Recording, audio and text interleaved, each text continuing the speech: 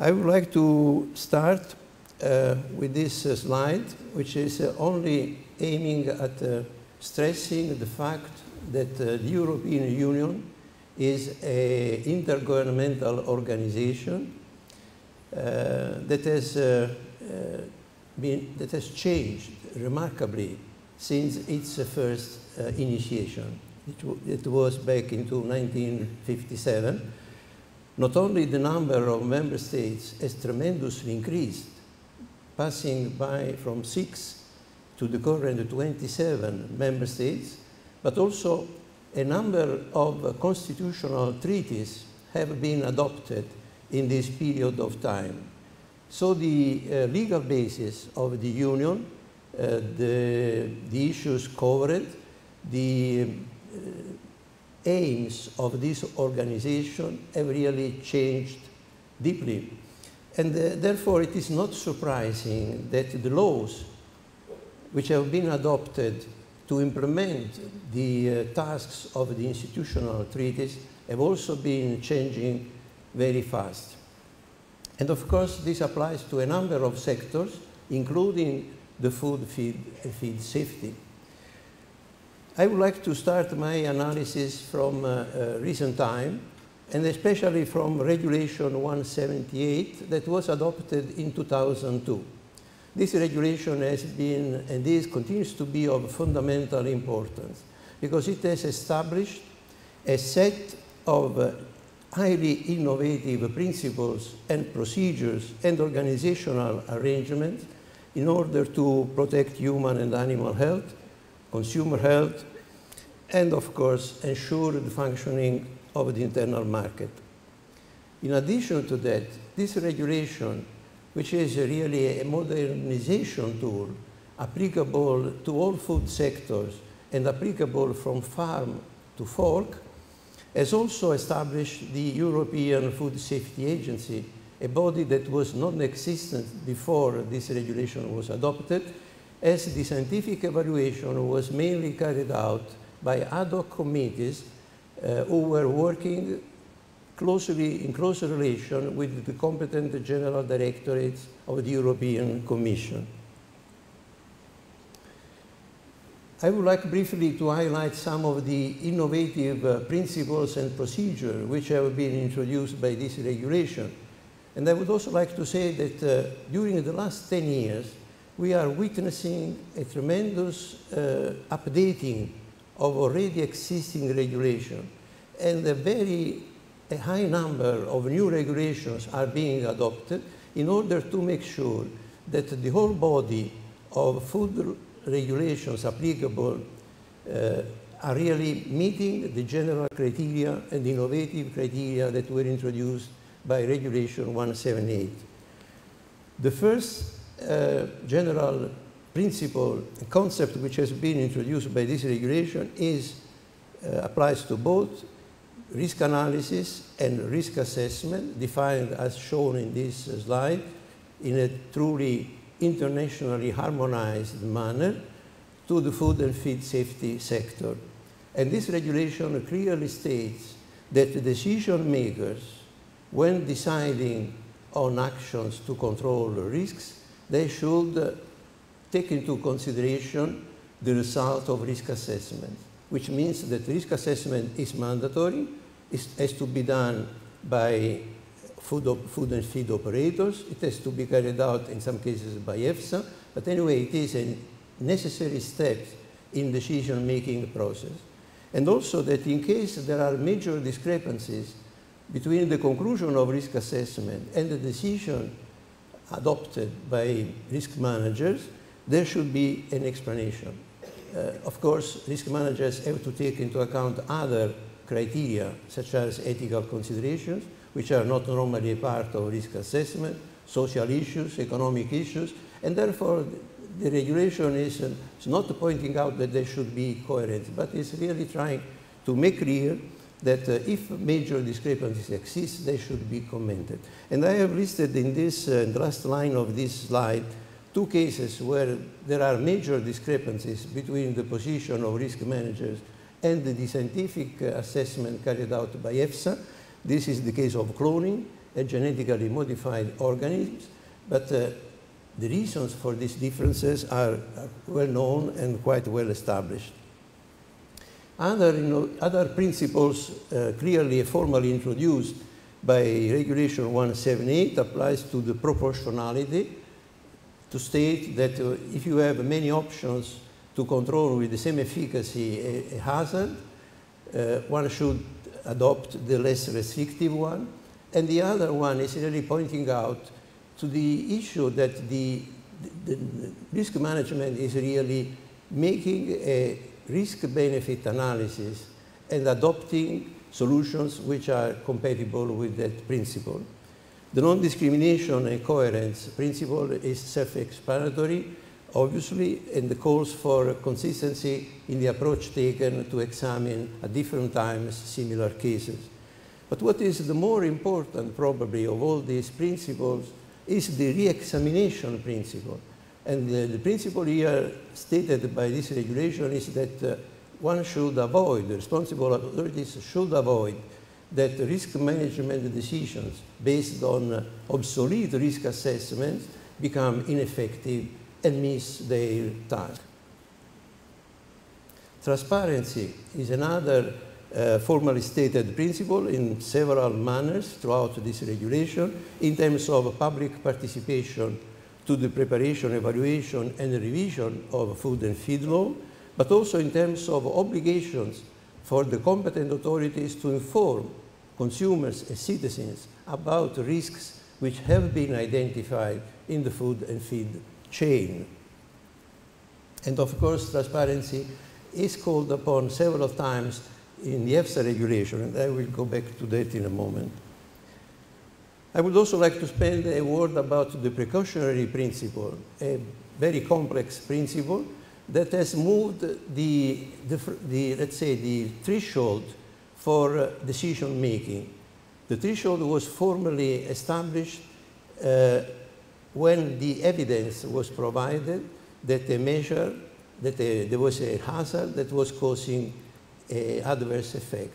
Now, applying the precautionary principle, this threshold has been moved back, and there is no need to show with the full evidence, but it's sufficient to show the possibility of such a relation for making it necessary for risk managers to intervene. Of course, this is a very controversial issue, and in the lowest part of the slide, I have listed some of the cases which have been brought following appeals from the interested sectors against specific decision made, and normally these appeals have been not successful, but there are other cases where appeals have been successful. The regulation also addresses clearly the responsibilities of food and feed business operators. In extreme synthesis, these operators have to carry out risk assessment on all the activities they are responsible for. They have to prevent risky products from entering the market. They have to ensure traceability of their products in order to be able to intervene in case of withdrawal or recall. And finally, they have to collaborate with competent authorities in feeding data into the rapid alert system for food and feed. The other very important development made possible by Regulation 178 has been the establishment of EFSA. Which are the tasks of EFSA? The first task, and this is quite obvious, is risk assessment.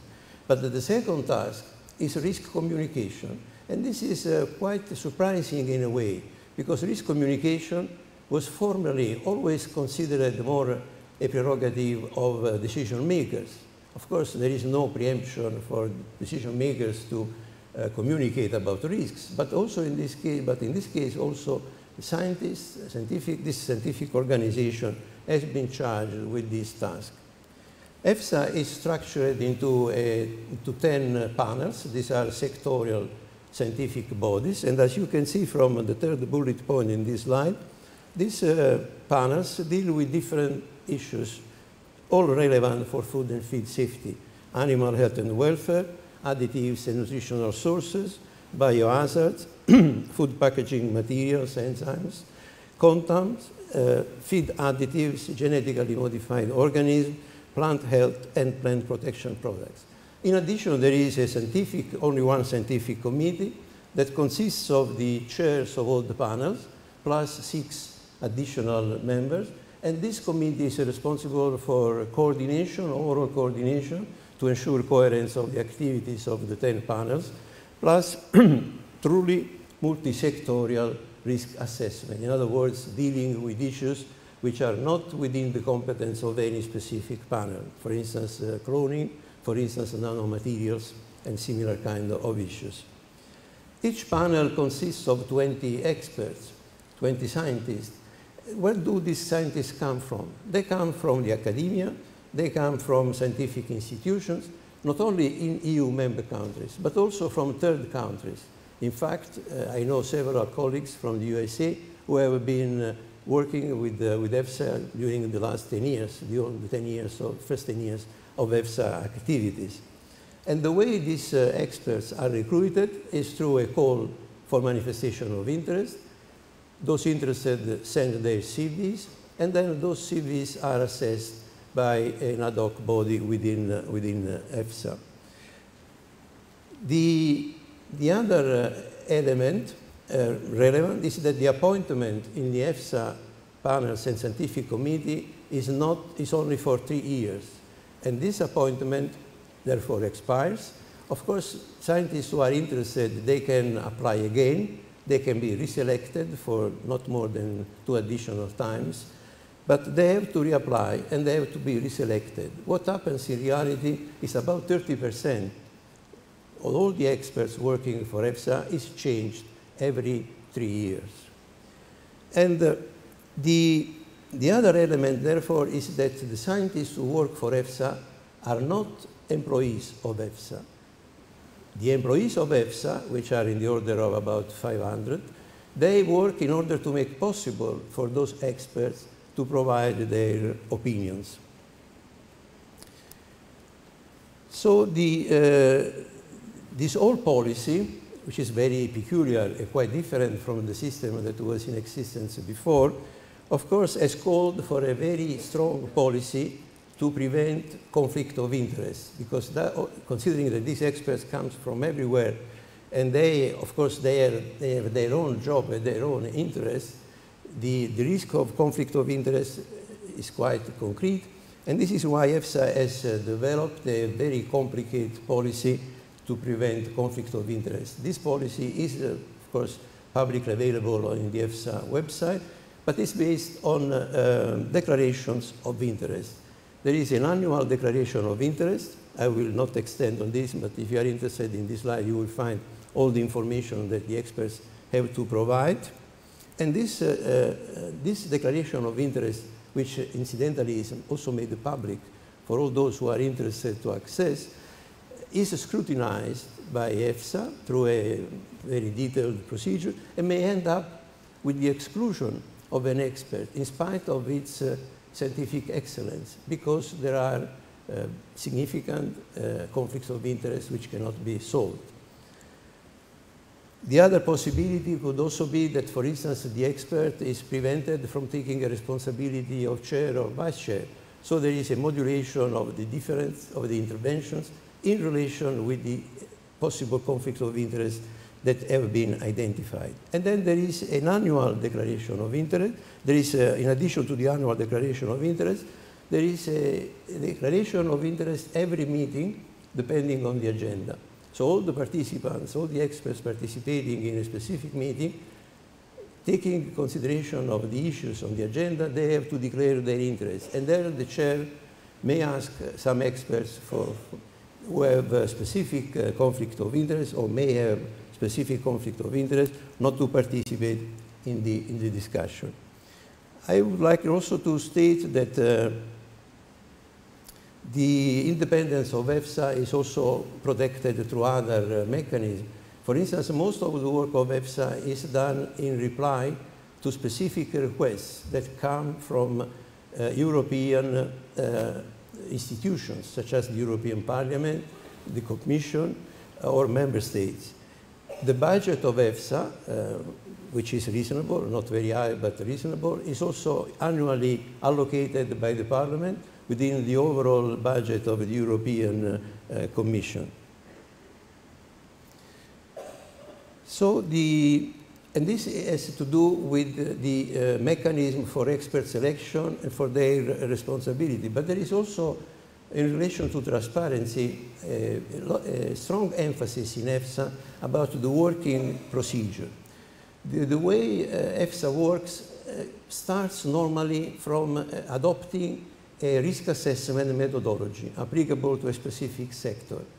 And then what happens is that depending on the questions coming in or on the self-decision of EFSA to deal with specific issues, this methodology is applied.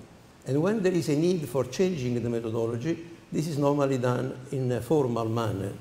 And all this is quite transparent because also it is a general rule that these risk assessment methodologies are formally adopted by EFSA through an open call in order to be sure that to receive all the different contributions. And those contributions are used either to modify the risk assessment methodology, or if they are not accepted, they are addressed into a specific report explaining why the specific comment was not taken into account in revising the risk assessment procedure.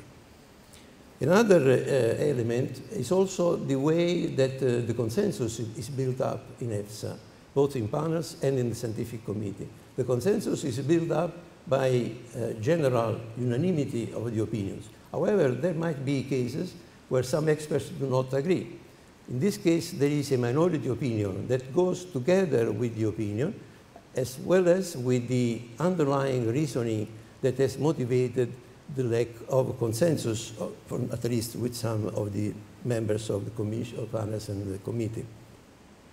In addition, the opinions of EFSA, they are published immediately in the EFSA journal following adoption. So these opinions, of course, they are also sent back to those who have requested them, either the Parliament or the managers in the Commission, but they have become available to everybody immediately, and very often, almost in all cases, long before the managers take action on those opinions.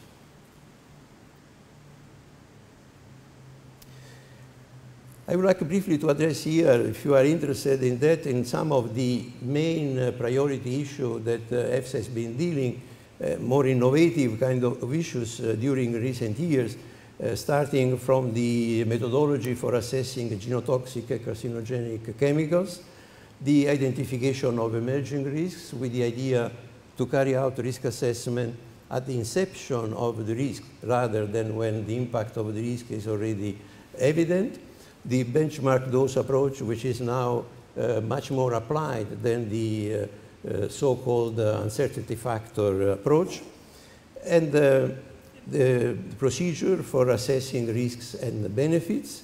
And of course, nanomaterials is very high on the agenda currently. It has been so for a few years now.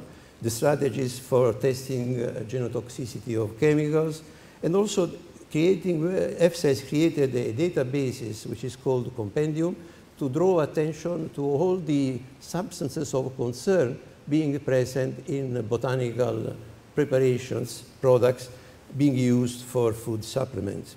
And then the methodology called threshold of toxicological concern that apply to a very strict group of chemicals for whom there is a need to carry out a risk assessment, although data are extremely limited. And what is now currently on the agenda is really the issue on how to assess endocrine disruptors and how to assess safety of chemical mixtures. Now, the whole innovation introduced by Regulation 178 has had a tremendous impact on, as I said at the beginning of this presentation, on the existing regulation within the EU. And in a way, it has brought the need to update all those existing regulations and also to adopt some new regulations which were formerly missing. This slide is not a complete list of all the regulations which have been adopted at EU level between 2002 and nowadays. But I have tried to give you at least some examples, and I have classified those regulations as those dealing with intentionally added substances to food and feed, such as additives, flavorings, enzymes, and others. Those applying to substances not intentionally present in food and feed, such as biological and chemical food and feed contaminants. The so-called hygiene package, dealing with both food and feed and other sectors. Of course, we have no time now to go into any detail in relation to this tremendous amount of updating of the regulation which has taken place during the last 10 years, but I would like to address at least one example dealing with food additives. And I'm particularly pleased that the previous speaker was particularly concentrating on this issue because, of course, this is an issue also important for the European Union. And as you can see from this slide, in 2008, a new regulation was adopted about definitions, prescriptions, uses, and labeling of food additives. Of course, this regulation was not a new one, but was essentially updating of a very old regulation, because the start of regulation on food additives in the EU goes back to 1965. Immediately after, starting from the same year and 3 years after, a procedure for authorizing food additives, new food additives of course, was adopted, providing a very detailed data requirements list. Formerly, these data requirements were mostly left with the assessors, but with this regulation, data requirements are now in the regulation, so nobody can really, there is much less flexibility. Purity specifications of food additives, colors and non-colors, have been adopted in 2010 and 2011. And then in 2011, the full positive list of permitted food additives with indication of the specific food category where they are allowed, with indication of the maximum concentration, the maximum permitted levels, and so on.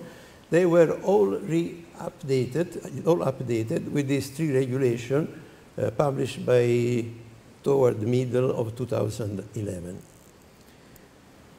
In the meantime, EFSA produced around June 2012 the new guidance document, the new methodology for assessing risk of food additives.